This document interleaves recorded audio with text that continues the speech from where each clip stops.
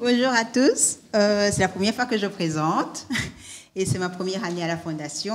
Et aujourd'hui aussi, je fête mes 40 ans. Donc, je rentre dans la cour des grands. J'espère que je vais m'en sortir. Donc, voilà, je vais vous parler de la certification. Je pense qu'au fur et à mesure, on a dû entendre les critères. Donc, je vais essayer de résumer. Mais j'ai un cerveau atypique. J'espère que je ne vais pas aller dans tous les sens. Je pense que je vais m'en sortir. Donc voilà. On se demande, des fois, on se dit pourquoi la certification. Donc les personnes qui sont ici aujourd'hui, ça nous a en tout cas permis de comprendre les critères, de savoir aussi dans le détail comment est-ce que les projets sont montés, les conditions d'éligibilité. Je sais que cette année, par exemple, on a eu 2 projets qui ont été refusés. Et je suis sûre que si ces personnes-là avaient été là aujourd'hui, je pense qu'il n'y aurait pas eu des activités inéligibles. Donc, voilà. Alors, c'est ça que je dois utiliser, hein? OK. Voilà. Alors, les critères de certification, on en a parlé aussi ce matin. Donc, il y a la signature du protocole d'accord de club. La première condition, c'est la participation, hein, comme aujourd'hui.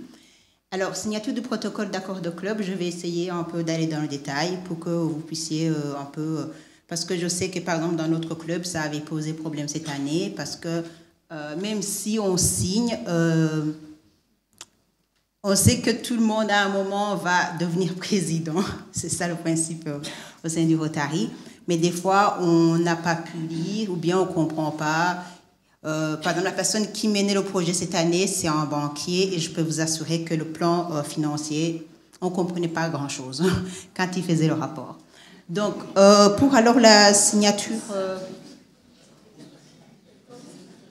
pour la signature du protocole d'accord de club, donc c'est signé par le président et le président élu. Ils sont vraiment responsables. Hein. Ça veut dire que la bonne gestion des fonds repose sur le président, même si des fois on délègue cette responsabilité à la personne qui met en place le projet.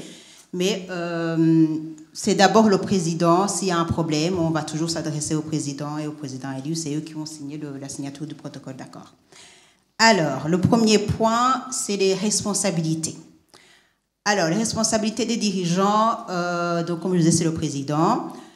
L'idéal, ça serait de nommer quelqu'un, de déléguer, de regarder par rapport au projet qu'on a, quelles sont les expertises dont on a besoin pour bien mener ce projet et essayer de déléguer les responsabilités.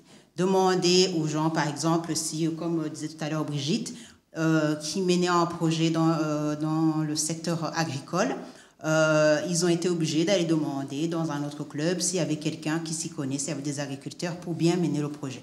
Ça aussi, c'est la responsabilité du président de regarder est-ce qu'on a les expertises qu'il faut dans notre club pour pouvoir bien mener ce projet. Le deuxième point, c'est le plan financier. Alors, pour le premier point, ça, je l'ai ajouté moi-même. Hein. En fait, normalement, on fait un rapport. Et on fait toujours le rapport d'activité. Mais il y a quelque chose qu'on oublie, et je milite souvent pour ça, même dans notre club. En fait, la personne qui a mis en place le projet, elle a quelque chose à nous partager.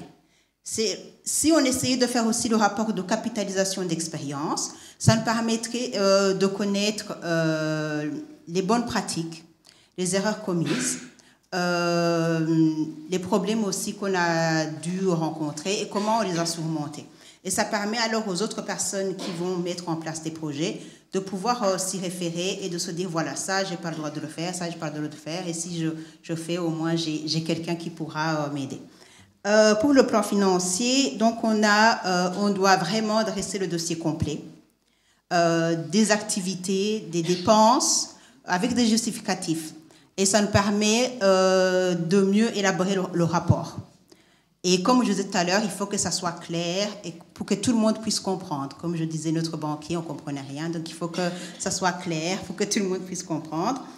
Et l'astuce aussi que j'aime bien partager, des fois, quand on se lance dans des projets au niveau international, il y a des gens qui veulent partir avec l'expertise qu'on a ici.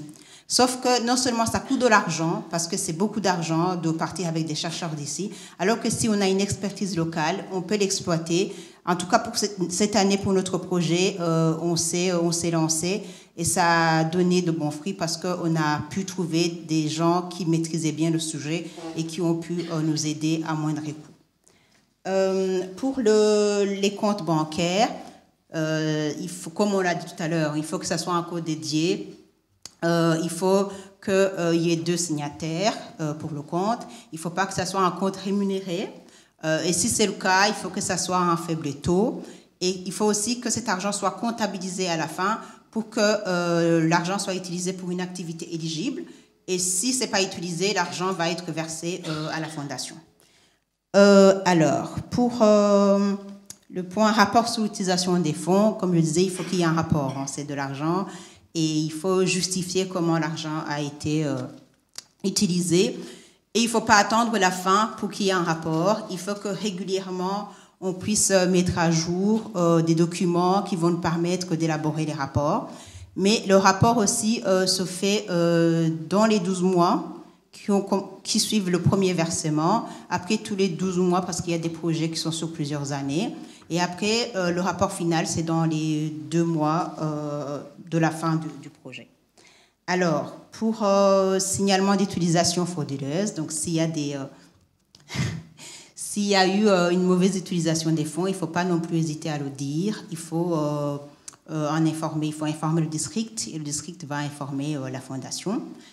Et la certification, alors, la certification, on l'obtient, comme on l'a dit, c'est participation tous les ans. Mais aussi, on peut la perdre. Quand il y a eu utilisation frauduleuse des fonds, quand il n'y a pas eu de rapport d'activité, parfois on court derrière pour chercher des rapports, pour avoir des justificatifs. Quand il n'y a pas eu ça, on peut perdre notre certification. Donc, qui participe au séminaire? Parfois, on aimerait bien que ce soit tout le monde, les présidents élus, mais toute personne qui est intéressée peut, par les subventions, peut participer. Donc voilà, je vous remercie pour votre attention.